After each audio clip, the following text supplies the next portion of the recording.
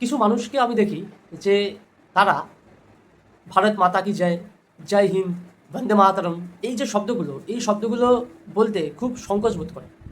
যদি তাদেরকে এই শব্দগুলো বলতে বলা হয় তাহলে তারা একটা বিশেষ রাজনৈতিক দলকে অবজেক্টিফাই করে দেয়। তারা বলে যে এই শব্দগুলো এই বিশেষ এক ধরনের রাজনৈতিক দল।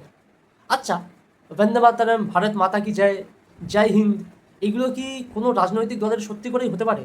অর্থাৎ কোনো রাজনৈতিক দল কি এই শব্দগুলো নিজে থেকে তৈরি করেছে? জয় হিন্দ, বন্দে মাতরম, ভারত মাতা কি জয়, এইগুলো কবে থেকে চালু হয়ে আসছে? মানে এর উৎপত্তি কোথায়?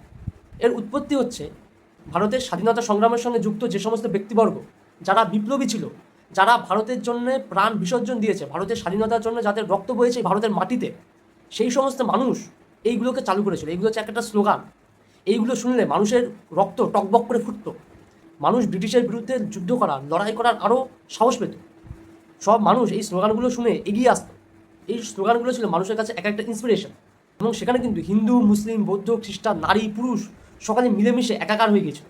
তারা কিন্তু সবাই এই স্লোগানগুলোকে বলতো ভারতের স্বাধীনতার জন্য, ইংরেজদের থেকে ভারতকে মুক্ত করার জন্য। তারা কিন্তু বারংবার এই স্লোগানগুলোর ব্যবহার করেছে। তো এই যে স্লোগানগুলো, এই স্লোগানগুলো কিন্তু কোনো একটা বিশেষ রাজনৈতিক দলের নয়। তারা কিন্তু তাদের সাথে করে এগুলোকে নিয়ে আসেনি, বা তারা কিন্তু এগুলোকে তৈরি করেন।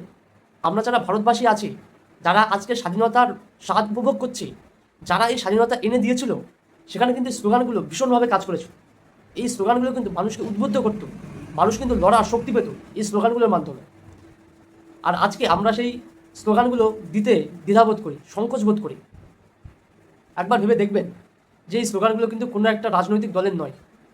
এই স্লোগানগুলো আমাদের পূর্বপুরুষ যারা স্বাধীনতার জন্য প্রাণপাত করেছে, যে সমস্ত নারীরা তাদের সম্মান হারিয়েছে ইংরেজদের কাছে, ব্রিটিশদের কাছে, যে সমস্ত শিশুরা প্রাণপাত করেছে দেশের স্বার্থে, এই স্লোগানগুলো তাদের জন্য।